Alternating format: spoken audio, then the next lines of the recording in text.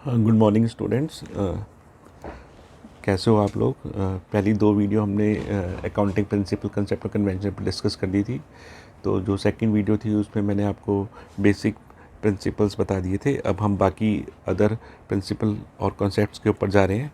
तो other basic principles and contact and concept, other basic principles and concepts. तो आज सबसे पहले बहुत ही इम्पोर्टेंट हम प्रिंसिपल करने जा रहे हैं या कंसेप्ट करने जा रहे हैं, जिसको हम बोलते हैं अकाउंटिंग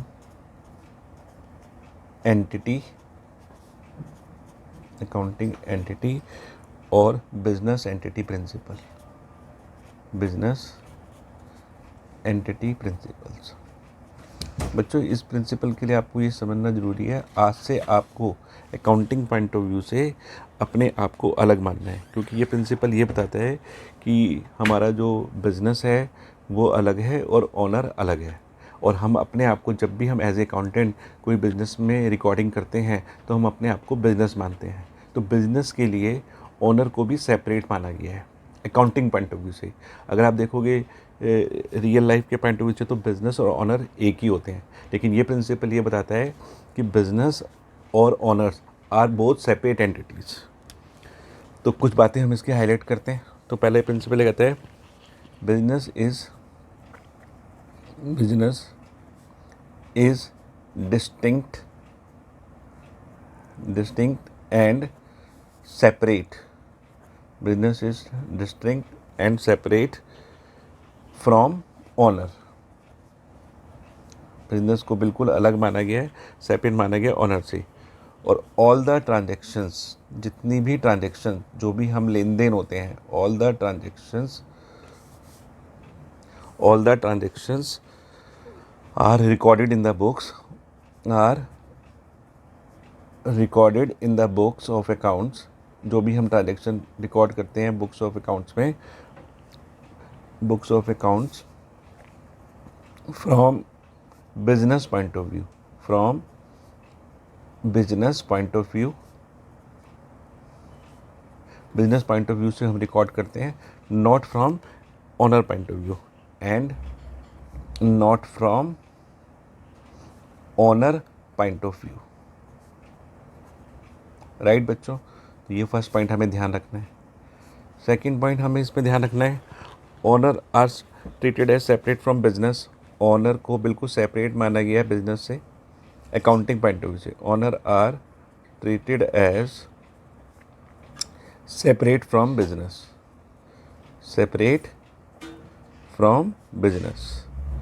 राइट। तीसरा पॉइंट जो हमें ध्यान रखना है, capital are treated as creditors. Capital are treated as creditors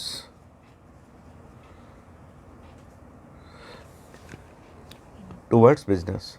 capital को हम एक तरीके से लायबिलिटी मानते हैं, बस ये इंटरनल लायबिलिटी होती है, क्योंकि और ओनर जो है घर का ही आदमी है, और जो बिज़नेस ने बाहर वालों को देना है, जैसे बैंक लोन ले रखा है या कोई आउटस्टैंडिंग एक्सपेंसेस हैं, तो वो आउटसाइडर्स लायबिलिटी माने जाते हैं। तो कैपिटल को एक इंटरनल लायबिलिटीज़ मानते हैं। तो जैसे बच्चों, ये हमारा बिजनेस है, ये ऑनर ने पैसा लगा रखा है, ऑनर, और ये हमारे आउटसाइडर्स हैं, जैसे हमारे क्रेडिटर्स हो गए। तो ठीक है, तो ऑनर को हम जो है इंटरनल लायबिलिटी मानते हैं इस कंसेप्ट की वजह से, इंटरनल लायबिलिटी। और बाकी जो है हमारी एक्सटर्नल लायबिलिटीज़ होती हैं, एक्सटर्नल लायबिलिटीज़, राइट। और फोर्थ, इसी ट्रांजेक्शन की वजह से owners personal transactions are not recorded in the books account. Owners personal transactions are not recorded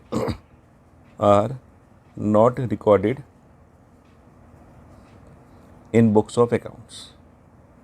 in books of accounts, right. तो इस तरीके से ये हमारा एक इम्पॉर्टेंट कंसेप्ट था। अब हम नेक्स्ट शुरू करते हैं। नेक्स्ट है money measurement principle, right. Second हमारे अदर कंसेप्ट में आता है money measurement principles, money measurement principle. Money measurement principle क्या कहते हैं बच्चों, कि हम बिजनेस में वही ट्रांजेक्शन को रिकॉर्ड करते हैं which are of financial natures, only those transactions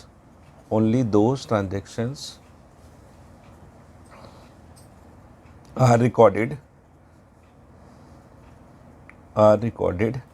only those transactions are recorded in books of accounts which are of financial nature, जो हम मनी के रूप में एक्सप्रेस कर सकते हैं, which are of financial nature, non monetary transactions, जिसको हम बुक्स ऑफ अकाउंट्स में कभी भी हम रिकॉर्ड नहीं कर सकते। यानी कि जो क्वालिटेटिव ट्रांजेक्शन्स हैं, यानी कि non monetary transaction, it means qualitative transaction, जिसको हम नॉन मॉनिटरी ट्रांजेक्शन्स भी कह सकते हैं। नॉन मॉनिटरी ट्रांजेक्शन्स, जैसे हमारे मैनेजमेंट के रिलेशंस बहुत अच्छे हैं, हमारे स्ट्राइक हो गई है कंपनी के अंदर, ये नॉन मॉनिटरी ट्रांजेक्शन है। ये कितनी इंपॉर्टेंट होती हैं, तब भी हम इसको बुक्स ऑफ अकाउंट्स में रिकॉर्ड नहीं कर सकते। नॉन मॉनिटरी ट्रांजेक्शन यानी कि ट्रांजेक्शन आर नॉट रिकॉर्डेड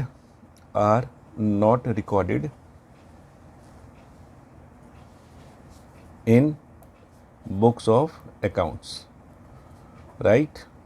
तो ये कंसेप्ट हमारे लिए बहुत ही इम्पोर्टेंट कंसेप्ट है। क्वालिटी ऑफ, जिसके मैं कुछ एग्जांपल भी दे रहा हूँ, quality of products, comma, efficient management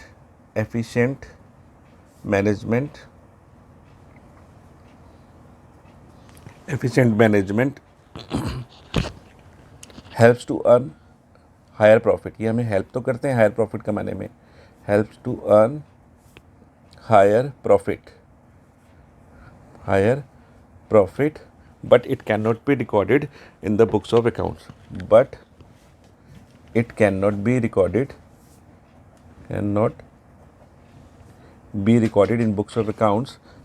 recorded in books of accounts,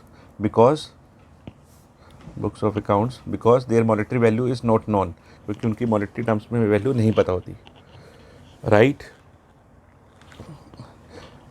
बच्चों, तो ये काफ़ी इंपॉर्टेंट प्रिंसिपल है मनी मेजरमेंट प्रिंसिपल, यानी कि जिसमें हम वही ट्रांजेक्शन को रिकॉर्ड कर सकते हैं जो फाइनेंशियल नेचर की हो। क्वालिटेटिव ट्रांजेक्शन जैसे जो मनी के रूप में एक्सप्रेस नहीं कर सकते, वो हम रिकॉर्ड नहीं कर सकते। Quality of product, efficient management, ये हमें हेल्प तो करते हैं।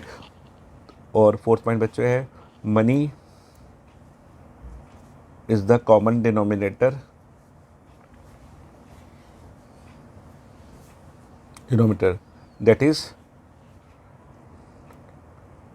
that is currency of the country, the common denominator of recording all transaction,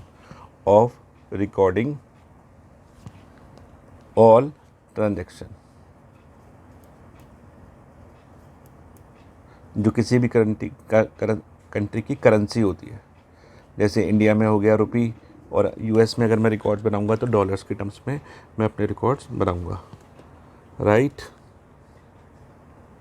तो हम नेक्स्ट कंसेप्ट पे चलते हैं बच्चों। नेक्स्ट कंसेप्ट है हमारा accounting period principle, right. Accounting period principal,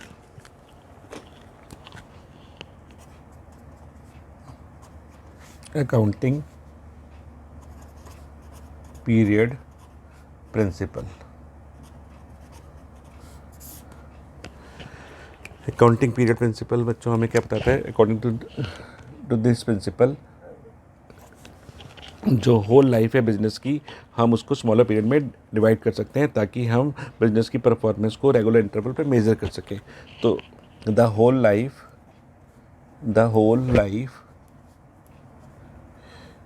of an enterprise यानी कि firm enterprise is divided into smaller periods to judge the performance of business at regular interval. To judge the performance of business at regular intervals, right. तो ये पहला point हमें ध्यान रखना है कि हम अपने बिजनेस की लाइफ को छोटे छोटे पीरियड में डिवाइड कर देते हैं ताकि हम तो management required periodic information for arrangement of funds. Banker want to know the safety of their loans. इसलिए भी हमें जो है ये रेगुलर इंफॉर्मेशन टाइम पे चाहिए होती है। और टैक्स अथॉरिटीज़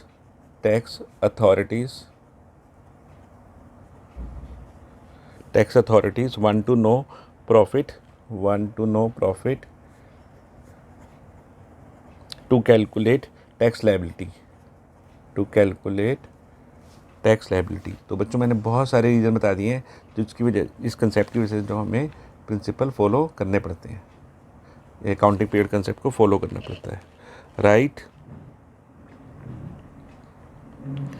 और जनरली जो पीरियड होता है वो generally accounting period generally 12 months का होता है,